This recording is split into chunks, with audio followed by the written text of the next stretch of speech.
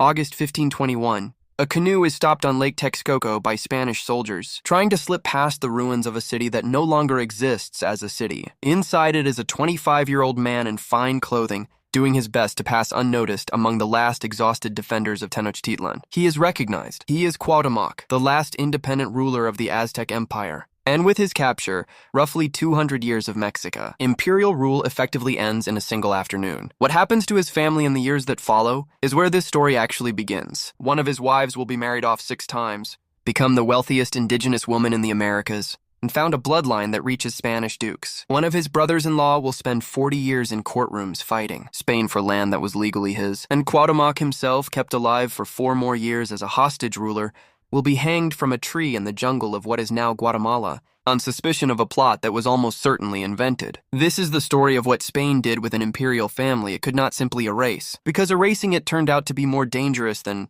keeping a controlled version of it alive. To understand what was lost, you have to understand what the Mexico royal house actually was. By 1519, the Aztec Empire, more accurately the Triple Alliance of Tenochtitlan, Texcoco, and Tlacopan, controlled or extracted tribute from most of central Mexico. A territory of several million people, Tenochtitlan itself, built on an island in Lake Texcoco and connected to the mainland by causeways, held a population estimated between 200,000 and 300,000, making it larger than any city in Spain at the time, including Madrid or Seville. The office of Huitlatani, Great Speaker, was not a hereditary crown in the European sense. It passed among close male relatives of the ruling lineage, selected by a council of nobles, priests, and military leaders. Moctezuma II, who took the throne around 1502, was the 9th Tlatoani of Tenochtitlan and a nephew of his predecessor Ahuitzotl. He ruled through an extensive bureaucracy of tribute collectors, provincial governors, and a warrior aristocracy that owed direct loyalty to the royal household. The Mexica court was not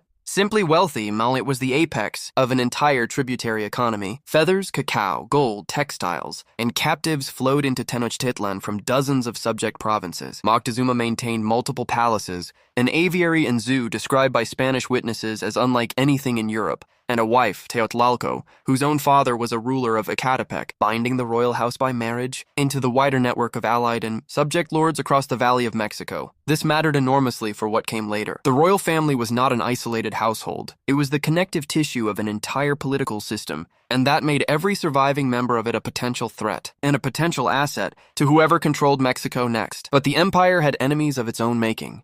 The Triple Alliance's expansion depended on tribute extracted from conquered peoples and several of the most powerful states in central Mexico. Above all, the Republic of Tlaxcala had never been fully subdued and deeply resented Mexican domination.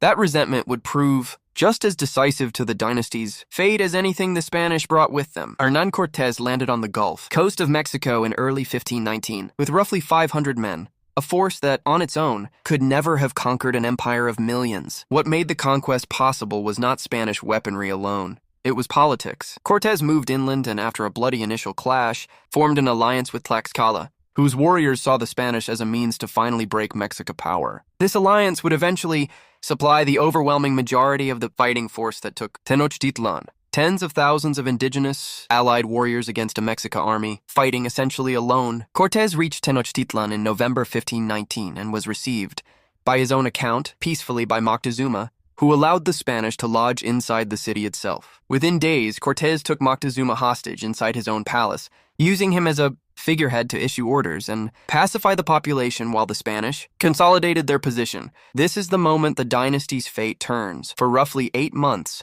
the most powerful man in Mexico ruled only at the pleasure of a few hundred foreign soldiers, and every Mexican noble watching understood exactly what was happening even as Moctezuma's public authority was maintained as a fiction. That fiction began collapsing in the spring of 1520, when Cortés was forced to leave the city to confront a rival Spanish expedition sent to arrest him, leaving his deputy Pedro de Alvarado in command. During Cortés's absence, Alvarado's men massacred a large gathering of unarmed Mexican nobles and warriors during the festival of Toxcatl, a decision historians still debate as either a preemptive strike against a planned uprising or an unprovoked slaughter. Whatever the justification, it destroyed any remaining possibility of peaceful coexistence. The city rose up. Cortés returned to a capital in open rebellion, with his men and their hostage emperor besieged inside the palace they had occupied. What happened next set the terms for everything that followed for the royal family. On June 29, 1520, accounts differ sharply on exactly how Moctezuma II died.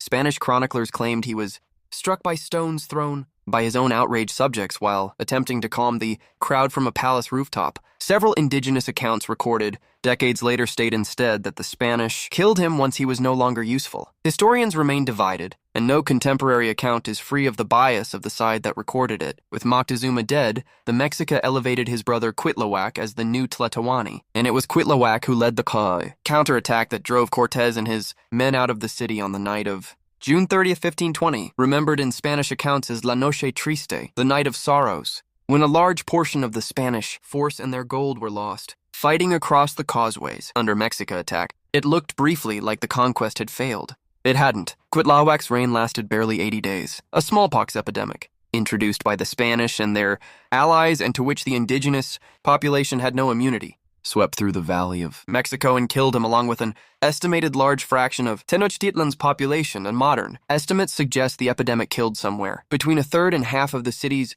people within months. The council selected Cuauhtémoc, a young cousin and son-in-law of Moctezuma, as the next Tlatoani, and it fell to him to organize the defense of a capital that was starving, plague-stricken, and now facing a Spanish army rebuilt with tens of thousands of Tlaxcalan and other indigenous allies. The siege that followed from May to August 1521 was one of the longest and most destructive urban battles in the Americas before the modern era. Cortez cut the causeways, blockaded food and fresh water, and advanced street by street, demolishing buildings as his forces went to deny defenders cover. Population estimates for deaths during the siege, from combat, starvation, and disease combined, range widely across scholarship, with many historians citing figures in the tens of thousands. On August 13, 1521, Cuauhtémoc, attempting to escape by canoe with his wife and household, was captured. Organized Mexica resistance ended that day. What remained was the question of what to do with everyone who was left. The immediate answer for Cuauhtémoc personally was torture. Spanish soldiers, convinced that vast quantities of gold had been hidden before the city fell, subjected Cuauhtémoc and Tetlapanquetzaltzin, the ruler of Tlacopan, to burning during historical accounts, described their feet being coated in oil and set alight in an attempt to force them to reveal a hidden treasure. Whether such a treasure ever existed in the quantity the Spanish imagined remains unresolved. Contemporary Spanish accounts themselves record disagreement among the conquistadors about the torture, with some officers reportedly objecting to it. Cuauhtémoc survived, permanently maimed, but revealed nothing further of value. For the wider royal household, the fall of the city meant something closer to a controlled absorption than an outright purge, and at least initially. Cortez had immediate, practical reasons not to exterminate the Mexica nobility. He needed a functioning tribute and labor system to extract wealth from New Spain, and the existing indigenous aristocracy was the only structure that knew how to run it. So surviving members of the royal family were not, for the most part, killed outright. Cuauhtémoc himself was kept alive and nominally in charge of the remaining Mexica, population under Spanish supervision, a hostage ruler. In the same pattern, Cortez had used with Moctezuma. The royal women and children fared differently depending on their proximity to the succession. By his own account, Cuauhtémoc's dying request during his capture was that Cortez show mercy to the women and children of his household. Cortez granted the request. In his own fashion, female members of the royal family, above all Moctezuma's daughter Tecuichpotzin, widow by this point of 3 successive Mexica rulers, were placed under Spanish protection and, crucially, under Spanish control. Cortez relocated them to Tacuba, where Tecuichpotzin was given responsibility for overseeing the surviving royal household. It was protection, but it was also custody. The old imperial family had lost its independence completely, even as individual members of it were kept alive and, in some cases, deliberately elevated. Meanwhile, the practical machinery of the old order was dismantled. The city itself was leveled in large sections and rebuilt as the Spanish colonial capital directly on top of the Mexica one. Temples were destroyed and their stones repurposed for churches. The tribute system was reorganized under the encomienda, a Spanish institution that granted individual conquistadors the labor and produce of designated indigenous communities. Politically, the empire was gone. What remained was a question. Spain would spend the next several decades answering unevenly, what status, if any, would the people who used to run that empire be allowed to keep? Those who were eliminated as a threat. Cuauhtémoc's survival was never going to be permanent. In 1524, Cortez set out on a grueling overland expedition to Honduras to put down a rebellion by one of his own lieutenants, and he brought Cuauhtémoc along, reportedly out of fear that leaving him behind in Mexico, even under guard, risked a fresh uprising built around his name. During the expedition, Cortez received word, or claimed to have received word, of a plot by Cuauhtémoc and other captive nobles to kill the Spanish and seize control while they were far from their base. The evidence for this conspiracy is thin and disputed by historians. Several chroniclers, including some sympathetic to Cortez,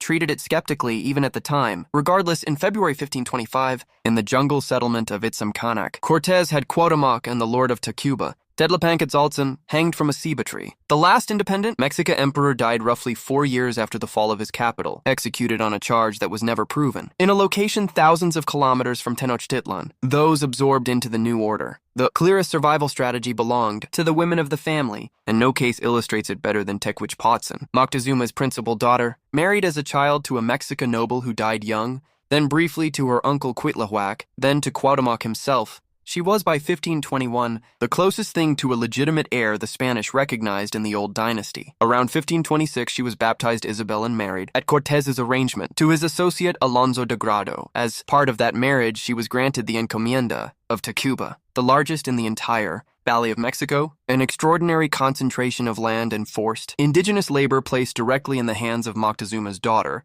a deliberate signal from Cortez that the old bloodline status would be preserved. On Spanish terms, Alonso de Grado died within roughly a year. Cortez brought the widowed Isabel into his own household, and she became pregnant with his child, a daughter later baptized Leonor Cortez Moctezuma. Cortez, anxious to avoid scandal, quickly married the pregnant Isabel to another of his subordinates, Pedro Gallego de Andrade, with whom she had a son, Juan de Andrade.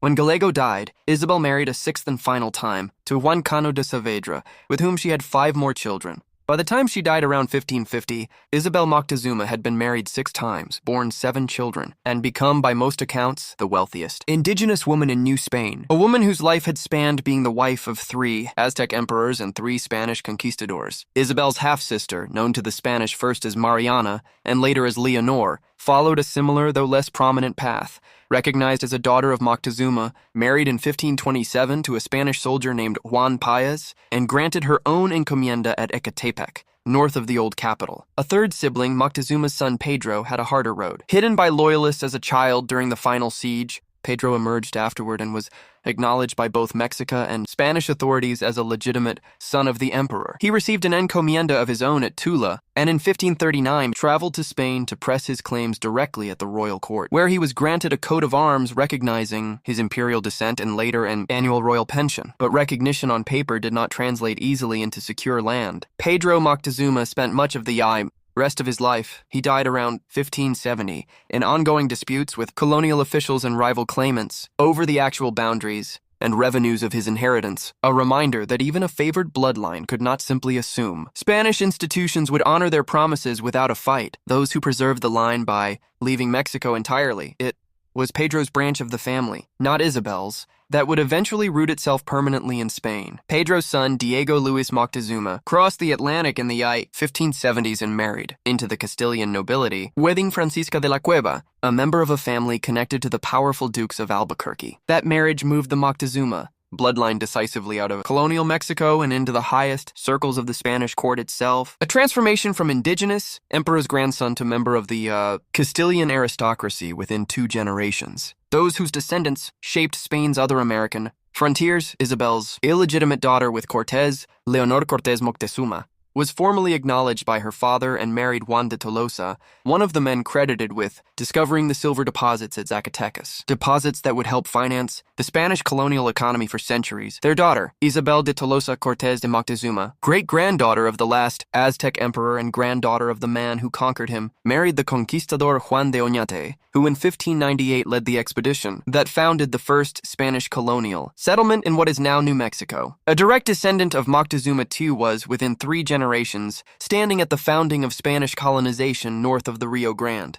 The Moctezuma dynasty, in the sense of a ruling house governing Mexico, ended completely and permanently, with Cuauhtémoc's execution in 1525, but the family did not disappear. It was formally, legally absorbed into the Spanish nobility, an outcome almost without parallel among the ruling families, conquered by European empires in the Americas. The decisive step came in 1627, when King Philip IV of Spain created the title Count of Moctezuma for Pedro, Tezifón Moctezuma de la Cueva, the great-grandson of Moctezuma II, through Pedro and Diego Luis. In 1639, the title gained the additional designation de Tultengo, after a town in what is now the Mexican state of Hidalgo that had formed part of the family's original inheritance. In 1766, King Charles III elevated the holder of the title to Grandee of Spain, the highest rank in the Spanish peerage, a status held by only a small number of families in the entire kingdom. Then in 1865, in a moment loaded with irony, Queen Isabella II elevated the title again to Duke of Moctezuma, in apparent response to the short-lived installation of the Austrian Archduke Maximilian as Emperor of Mexico, a reminder to the world that Spain, not Austria, held the authentic and centuries-old link to Mexico's original imperial line. That title has survived to the present day. It passed through multiple family branches, was briefly complicated by administrative changes to its exact designation in the 20th century, and was formally reconfirmed with the de Tultengo qualification, restored by King Juan Carlos I in 92. The current holder, according to Spanish peerage records, descends in an unbroken documented line from Pedro Moctezuma, son of the emperor who met Cortés in Tenochtitlan in 1519. Other, less prominent lines of descent scattered further. A daughter of Moctezuma II named Sipaguaxan reportedly married a Catalan nobleman and founded a separate family line in Spain. Genealogists have connected strands of Moctezuma ancestry through intermarriage over the centuries to several other titled Spanish families. None of this made the family politically powerful again in any meaningful sense. The counts and dukes of Moctezuma were Spanish aristocrats who happened to carry Mexica blood, not claimants to any restored authority in Mexico. Popular memory in Mexico has sometimes romanticized this outcome, treating the survival of the bloodline as a kind of quiet victory or continuity. The documented historical reality is more complicated and more uncomfortable. The family survived specifically because individual members were absorbed through marriage and land grants into the very colonial system that had destroyed their empire. While the one member who never stopped being a potential symbol of Mexico, sovereignty, Cuauhtémoc, was executed on disputed evidence within 4 years of the conquest. So what actually happened to the House of Moctezuma after the conquest? It was not annihilated and it was not restored. It was sorted. The one member of the family who remained a live political symbol, Cuauhtémoc, was killed. The members who could be converted into landholding, tribute-collecting partners of the new colonial order. Above all, Moctezuma's daughters and his son Pedro were kept, married strategically, and granted encomiendas that made some of them extraordinarily wealthy within a decade of the empire's fall. Within a century, their descendants were counts in the Spanish court. Within 2, they were dukes with a seat among the highest nobility in Europe, a title that a direct descendant of Moctezuma II still holds today. The final judgment is this: the Spanish conquest of Mexico destroyed a political system in a matter of months, but it never fully destroyed the family at the center of it, because destroying that family completely was more dangerous to Spanish interests than controlling it. The House of Moctezuma survived by becoming, in blood if not in power, part of the empire that conquered it. It leaves an uncomfortable question worth sitting with. When a family survives a conquest by marrying into the conqueror's world, is that survival, or is it simply a different form of loss? If you found this story as compelling as I did, let me know in the comments, and if you haven't already, subscribe to After the Sword for more stories of what happened after the fall.